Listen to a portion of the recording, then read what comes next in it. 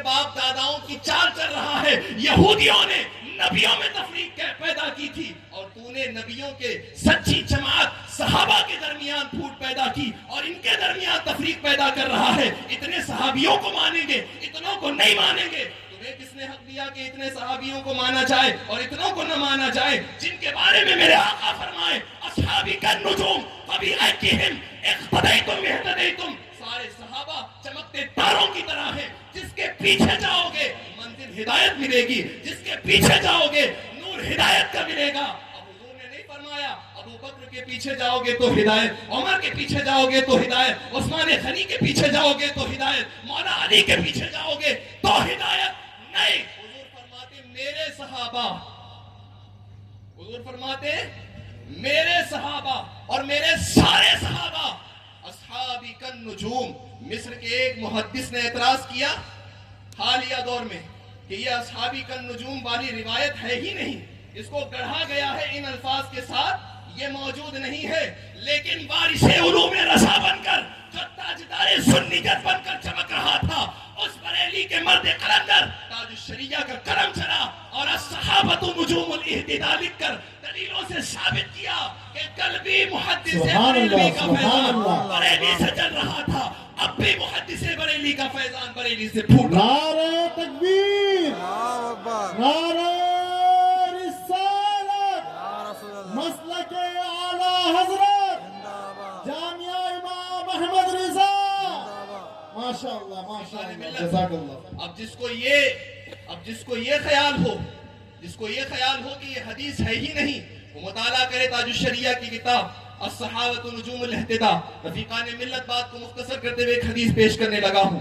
اس حدیث کو غور و توجہ سے سننا کہ لوگ کہتے ہیں صحابہ کرام کی ذات پہ اعتراض کریں کہ فلاں صحابی کو مانا جائے, فلاں صحابی کو نہ مانا جائے. اور جب سے اجمیر کا وہ مسئلہ اٹھا تب سے تو اللہ اکبر, جو رافضیوں نے سنیوں کے خلاف شورش برپا کی اور طرح طرح کے گندے کیڑے سنیوں کے ذہنوں میں ڈالنا شروع کیا. یہ تو مولا علی کو نہیں مانتے ہیں, یہ امیر معاویہ کو مانتے ہیں, امیر معاویہ کی تو تعریف سننا گوارا کرتے ہیں, مولا المسلمین امیر المؤمنین حضرت علی مرتضیٰ کی تعریف سننا گوارا نہیں کرتے. رفیقان ملت یاد رکھیے, جس امام کو ہم نے اپنا امام مانا وہی امام فتاوی رضویہ کی 10ویں جلد میں کہتا ہے فرق مراتب بے شمار, حق بدستے حیدر کرار, لیکن معاویہ بھی ہمارے سردار, ان پر تانو تشنی کارے فجار. امام اہل سنت سیدی اعلی حضرت فرماتے ہیں ہم نے یعنی اہل سنت نے کبھی مولا علی کو امیر معاویہ کے برابر کہا ہی نہیں. ہم نے مولا علی کو کبھی بھی امیر معاویہ کے برابر نہیں کہا. میرا امام لکھتا ہے فرق مراتب بے شمار, کہاں مولا علی کہاں امیر معاویہ. وہ پیدائش ہوئی تو گود میں مصطفیٰ کے چہرے کو دیکھ رہے ہیں, آنکھیں اس وقت نہ کھولی جب تک کہ وہ رخ بددہا سامنے نہ آیا.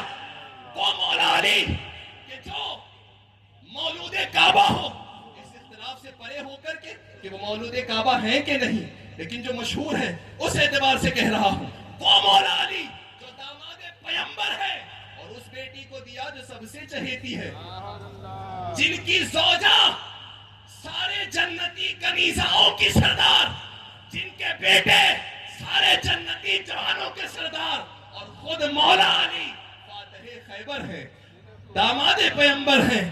یہ مولا علی جن کے بارے میں امام جلال الدین سیوطی لکھتے ہیں صحابہ میں جتنی شانیں اور مناقب احادیث کی روح سے مولا علی کی آئی ہے کسی اور صحابی کی نہیں آئی. تم نے اہل سنت کو پہچانا ہی نہیں. ہم یہ کہتے ہیں نفس صحابیت میں مولا علی اور امیر معاویہ کے درمیان بڑا فرق ہے, لیکن نفس صحابیت یعنی جیسے مولا علی صحابی ہیں امیر معاویہ بھی صحابی ہیں. سبحان اللہ, بے شک. جیسے مولا علی کی تعظیم حضور کے صحابی ہونے کی حیثیت سے کرنا امت پہ واجب ہے, ایسے ہی امیر معاویہ کی صحابی ہونے کی حیثیت سے تعظیم امت پہ واجب ہے. جو کہے مولا علی کی محبت کی بنیاد پر کہ امیر معاویہ کو نہیں مانتے وہ شیعہ زیدی ہے. جو امیر معاویہ کی محبت میں کہے مولا علی کو نہیں مانتے وہ ناسبی یزیدی ہے. رفیقان ملت یہ اہل سنت کا بڑا ستھرا راستہ ہے، یہ میزان اعتدال ہے، یہ ماشاءاللہ طریق مستقیم ہے، یہ نہایت ستھرا راستہ ہے۔ آخری حدیث پڑھتے ہوئے گفتگو کا اختتام کر رہا ہوں۔ رفیقان ملت حضرت عبداللہ ابن مسعود رضی اللہ تعالیٰ عنہ اس حدیث کے راوی ہیں، وہ کہتے ہیں اللہ کے رسول صلی اللہ تعالیٰ علیہ وسلم پیغمبر خدا نے ارشاد فرمایا ان اللہ تعالی نظر فی قلوب العباد فوجد قلب محمد خیر قلوب العباد ثم نظر فی قلوب اصحابہ ثم نظر فی قلوب العباد فوجد قلوب اصحابہ خیر قلوب العباد۔ رفیقان ملت ابن مسعود کہتے ہیں، احادیث کے الفاظ کے اندر کچھ اونچ نیچ ہوئی ہوگی، رفیقان ملت ابن مسعود کہتے ہیں اللہ تبارک و تعالیٰ نے مخلوق میں اپنی نظر رحمت ڈالی تو پوری مخلوق کے اندر اللہ نے سب سے پاکیزہ دل مصطفیٰ کریم کا پایا۔ فوجد قلب محمد خیر قلوب العباد، جب سب سے پاکیزہ دل مصطفیٰ کریم کا پایا تو کیا کیا؟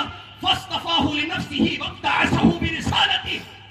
حدیث میں آتا ہے جب سب سے پاکیزہ دل مصطفیٰ کریم کا پایا اللہ نے اس دل کو اپنے لیے رکھ لیا، اللہ نے اس دل کو اپنے لیے چن لیا۔ اور کیوں نہ ہو آپ کی خاطر بنائے دو جہاں، آپ کی خاطر بنائے دو جہاں، اور اپنی خاطر جو بنایا آپ ہیں، مصطفیٰ ذات یکتا آپ ہیں، یک نے جس کو یک بنایا آپ ہیں۔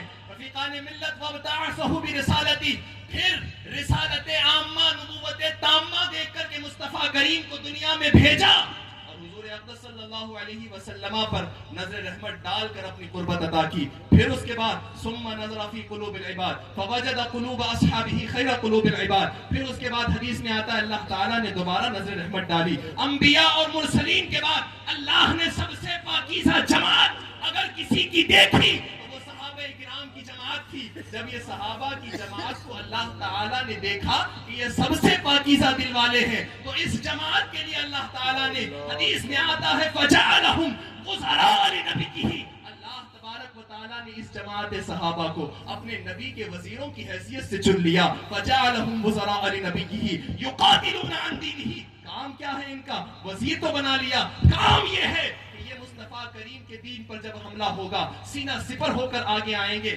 میدان میں کفار و مشرکین کا ورغلا ہوگا، اس وقت یہ ڈٹ کر کھڑے ہوں گے۔ مصطفیٰ کریم پر جب بھی کسی بات کی آنچ آئے گی سینہ مصطفیٰ کریم کی خاطر ابو بکر کا کھلا ہوگا، مصطفیٰ کریم کی خاطر عمر کا کھلا ہوگا۔ یہ تیر مصطفیٰ کو بعد میں لگیں گی اور پہلے صحابہ اکرام کے سینوں سے یہ تیریں ہوتی ہوئی گزرے گی۔ یقاتلون عن دینہ، اور یاد رکھو حدیث کا یہ اگلا ٹکڑا اور میری تقریر کا اختتام، حدیث میں آتا ہے فما رآہ المسلمون حسنا فهو عند اللہ حسن وما رآہ المسلمون سیئا فهو عند اللہ سیئ۔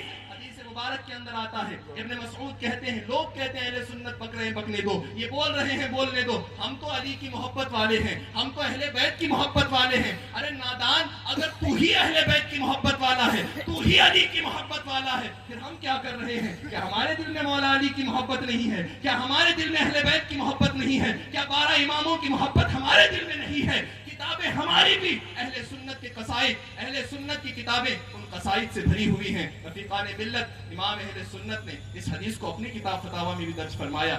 اللہ کے رسول فرماتے ہیں جو مسلمان سمجھے کہ یہ اچھا ہے تو وہ اللہ کے نزدیک بھی اچھا ہے۔ جب اہل سنت سمجھ رہے ہیں کہ سارے صحابہ کو ماننا یہی عقیدہ حق کا ہے تو یہی مسلمانوں کا نظریہ ہے اور یہی اللہ تبارک و تعالیٰ کے نزدیک بھی ہے، تو ہمارا یہ فرض بنتا ہے کہ ہم اپنے آپ کو عقیدہ اہل سنت پر قائم رکھیں اور دارین کی سعادتیں حاصل کرنے کے لیے، دونوں جہاں کی عزتیں حاصل کرنے کے لیے ان سادات کرام جنہوں نے صحیح پیغام دیا، بھلے اپنے ہوں، انہوں نے اپنوں کو بھی جب غلط دیکھا تو ان کے خلاف بھی صاف صاف وارنٹ جاری کر دیا کہ اپنوں میں سے نہیں ہے، اس نے جو بات کہی ہے وہ ہماری بات نہیں ہے، ہماری بات وہی ہے جو مسلک اعلیٰ حضرت کے موافق ہے۔ اللہ تعالیٰ کہنے سننے سے زیادہ عمل کی توفیق عطا فرمائے، دارین کی عزت سعادت مندی ہمارا مقدر فرمائے۔ وما توفیق الا باللہ وآخر دعوانا